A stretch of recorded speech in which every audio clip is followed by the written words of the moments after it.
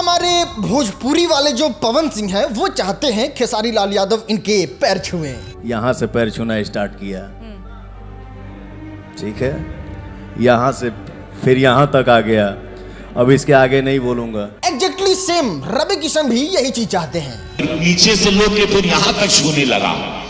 पहले एकदम दोनों गोड़ छूता था जब नया नया आया, फिर बाद में पहुनी तक आ गया। बात का हम नहीं बोला। अब हम भी एक सवाल का जवाब जानना चाहते हैं और सवाल बस इतना सा है कि आपके अंदर का जातिवादी कीड़ा जा क्यों नहीं रहा है? आप क्यों चाहते हैं कि खेसारी लाल यादव आपके पैर छूते रहें? खैर रवि किशन पे तो आएंगे, लेकिन सबसे पहले बात करते हैं पावर स्टार जातिवादी पवन सिंह के बारे में। हाँ, तो पवन सिंह चाहते हैं खेसारी लाल यादव जो है वो आजीवन पवन सिंह के पैर छुए, लेकिन मेरा सवाल बस छोटा सा है, एकदम सिंपल सा है कि आखिर किस गुण पे? खैर वास्तविक जीवन के बारे में, सांसारिक जीवन के बारे में तो बात करेंगे, लेकिन सबसे पहले बात करते हैं पर्सनल जीवन के बारे में। आप यानी पवन सिंह एक बार खेसारी लाल यादव को फोन करते हैं कि खेसारी भाई मेरा चुनाव है और आपको चुनाव प्रचार करने आना है। और जानते हैं खेसारी लाल यादव कैसे आते हैं? रात आते हैं, दिन आते हैं। ये रात का वीडियो है, ये दिन का वीडियो है। इतना ही नहीं, खेसारी लाल यादव के पापा आके आपके लिए चुनाव प्रचार करते हैं। खेसारी लाल यादव का पूरा परिवार चाहता है कि ना पवन सिंह चुनाव जीत जाने चाहिए। अब इतने सच्चे मन के साथ खेसारी लाल यादव ने इतना पवन सिंह का मदद किया था, तो फिर पवन सिंह कैसे रिटर्न गिफ्ट नहीं दे सकते हैं? और जो रिटर्न गिफ्ट दिया, सच बता रहे हैं, धिक्कार है ऐसे सोच वाले लोग पे कि इतना गंदा कोई कैसे सोच सकता है। पवन सिंह बिहार चुनाव में उतरते हैं, एक रणनीति बनाते हैं, अपने साथ टीम को जोड़ते हैं और जिस तरीके से महाभारत में अभिमन्यु को घेर के उसको तीर घोंप के मुआ दिया गया था, उस तरीके से खेसारी लाल यादव पे चौतरफा प्रहार करते हैं पवन सिंह। चाहे उनको निरहुआ को जोड़ना हो, मनोज तिवारी को जोड़ना हो, रवि किशन को जोड़ना हो, सबको जोड़ के छपरा में चुनाव हरवा देते हैं खेसारी लाल यादव को। और पवन सिंह जाके छपरा में भी चुनाव प्रचार करते हैं और अपने राजपूत वोटर को लुभाने की कोशिश करते हैं।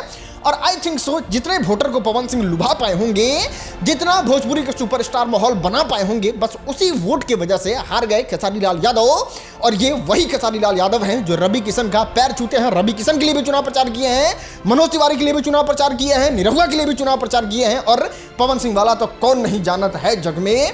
सारा का दो भाग गया, मेरा भाई टिक गया, उसी भाई को तीर घोंप दिया। जो दोस्त था वो बिक गया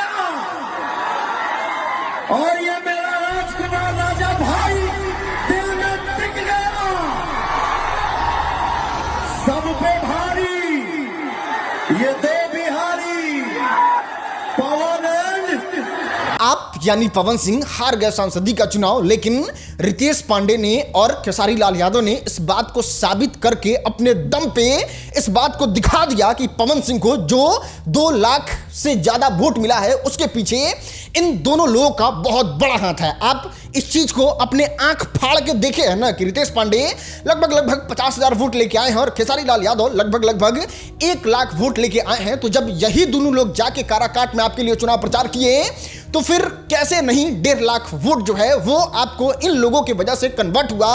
और भोजपुरी का लगभग सुपरस्टार ने आपको वोट दिलवाने के लिए, आपको जिताने के लिए अपना दम लगा दिया था।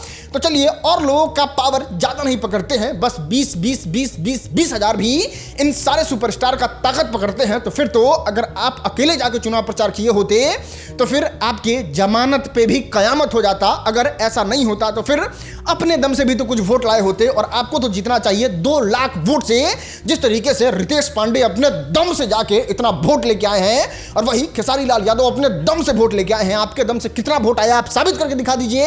एक सांसदी के चुनाव में सारा भोजपुरी सुपरस्टार का ताकत लगा दी, जिसमें 1 लाख वाले खेसारी लाल यादव थे, 50,000 वाले रितेश पांडे थे, फिर भी आप चुनाव हार गए। तो सोचिए आपका आचरण कितना गंदा है और उस पर भी आप चाहते हैं कि लोग आपके पैर छुए। वाह रे वाह। और अगर आपको किसी ने राजनीति में स्थापित किया है, आज जो आप पावर स्टार बने हुए हैं, भारतीय जनता पार्टी के जो चहीता बने हुए हैं, उसके पीछे कुछ भोजपुरी के सुपरस्टार कारण हैं, जिसमें से पहला सुपरस्टार अगर कोई है तो वो खेसारी लाल यादव है, जो छपरा में वोट लाके साबित किए हैं कि आप सारे लोग विरोध कीजिए फिर भी हम 80,000 वोट लेके आ सकते हैं। और रितेश पांडे ने भी इस बात को साबित किया और ये आपके आंख के सामने है, कोई हवा हवाई वाली बात नहीं है भैया। ऐसे ही चरित्र वाले लोग को देख के किसी ने ये शायर लिखा होगा कि अंधे को जब दिखाई पड़ता है तो सबसे पहले वो अपने लाठी को फेंकता है। बताइए, जो आदमी आपको राजनीति का आदमी बना दिया, आपको अच्छा खासा राजनीति में वैल्यू दिलवा दिया, उसके खिलाफ आप जाके चुनाव प्रचार करते हैं,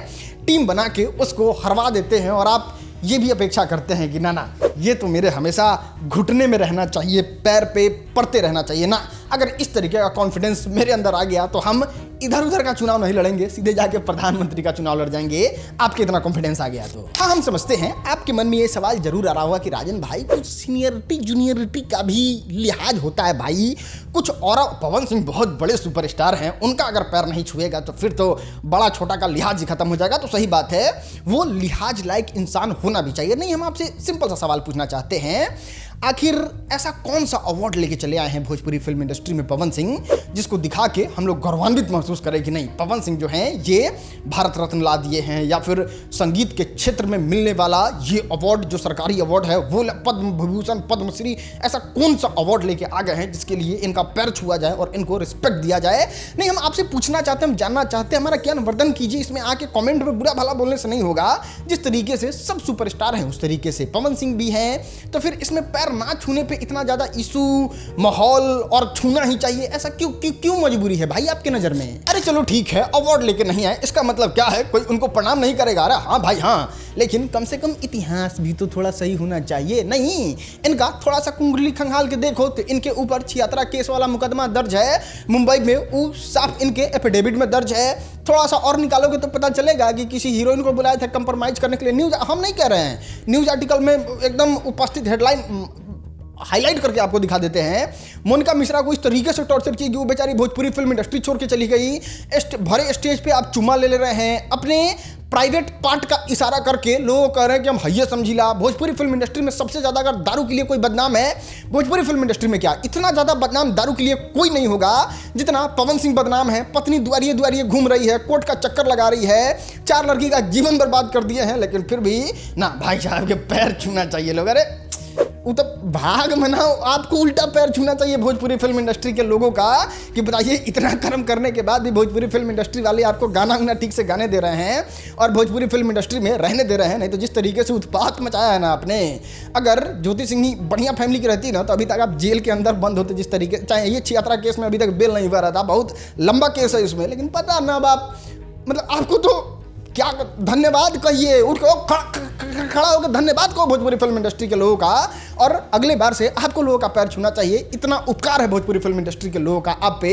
लेकिन आपको अलग जोश है, अलग घमंड है, नहीं क्या ऐसा घमंड हो जाएगा तो हम प्रधानमंत्री के चुनाव लड़ लेंगे। देखो भैया, सच कहो तो बहुत विनम्रता से आपको ये बात समझाने की कोशिश कर रहे हैं कि ये 5 गो लफुआ लेके जो घूम रहे हैं, थोड़ा सा भीड़ लगा दे रहे हैं, खुद को कूल पावर स्टार समझने लग रहे हैं। आपके जैसा फेम का आदमी टीवी में जाकर राइज एंड फॉल जैसा शो नहीं कर रहा है और ना जाके वो किसी बड़े सुपरस्टार के सामने ऐसे 90 डिग्री में झुक रहा है।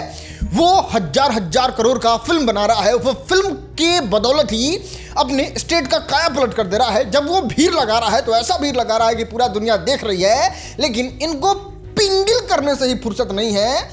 तो इसको क्या समझे, और इस पे अगर आप चाहते हैं कि आपका कोई पैर छुए तो भैया क्या कहें और कितना समझाएं, अभी तक आप समझ नहीं रहे हैं। हाँ, तो इतना बताने के बाद हमको ऐसा लगता है कि पवन सिंह को पैर छुवाने वाला भरम जो है वो खत्म हो गया होगा। अब आते हैं हमारे भोजपुरी फिल्म इंडस्ट्री के सुपरस्टारों के स्टार रवि किशन पे। तो देखिए, क्या कहें और कैसे समझाएं, ब्राह्मण जो जाति है ना भारत में, वो पूजनीय है, उनको देखते ही पैर छूने का मन करता है। और बात करें खेसारी लाल यादव के बारे में कि पहले नीचा तक छूता था, अब ठेवने तक छू रहा है, और अब का तो पूछिए ही मत। तो ज़्यादा एक्सप्लेनेशन नहीं देते हैं। आप लोगों के गुट के हिस्सा थे मनोज तिवारी। जब मनोज तिवारी विवाद के बाद मिलते हैं तब देखिए किस तरीके से खेसारी लाल यादव जाके पैर छू रहे हैं। इतना ही नहीं, अगर ब्राह्मण यूट्यूबर भी मिल जाता है खेसारी लाल यादव को तो वो पैर छूते हैं, अपने राइटर का पैर छूते हैं। यहां तक का खेसारी लाल यादव को ब्राह्मण के पैर छूने में कहीं से कोई आपत्ति होता ही नहीं है। तो फिर इस तरीके से खेसारी लाल यादव पे कहना कि वो पैर नहीं छूता है, बदनाम करने का प्रयास करना, हमको नहीं लगता है ये सही है। और बाकी जिस तरीके से चक्रव्यूह में तीर गांथने का काम किए हैं, पीठ में छुरा लेके, पहले तो खेसारी लाल यादव आपके छोटे भाई थे, हनुमान थे आपके, वही लोग आगे बढ़ा रहे थे फिल्म को, चुनाव प्रचार करवा रहे थे आप उनसे, और आज उनको ही गांठ के मुआ दिए चुनाव में, लेकिन फिर भी चाहते हैं पैर छुए। और वो आदमी बताइए कितना संस्कारी, कितना, और ये देखने वाली बात है, आपके नज़र के सामने भी है कि वो करता है और आप लोग का पैर आज भी छूता है। खैर, उम्मीद है इन दोनों लोगों को भरपूर पुख्ता जवाब मिल गया होगा, लेकिन इसका मतलब ये बिल्कुल भी नहीं है कि हम खेसारी लाल यादव के साइड हैं और पवन सिंह के विरोध में हैं। एकदम न्यूट्रल, जो चीज़ आपको दिखेगा वो आपके सामने लेके आया ही जाएगा। चलिए ठीक है, कमेंट में तो भरमार लगा होगा कि है राजन हाई से हाउ से बिक गया, तो तुम्हारा बाप है खेसारी, तो तुम्हारा जीजा साला, ये बहुत करने वाला लोग होगा। लेकिन एक लॉजिकल चीज़ में वो बता दो, मर्द मान लेंगे कि राजन सिंह मुकुट, आपने ये पूरे वीडियो में यहाँ पे ये चीज़ गलत बोला है जो नहीं था, नहीं था, नहीं था।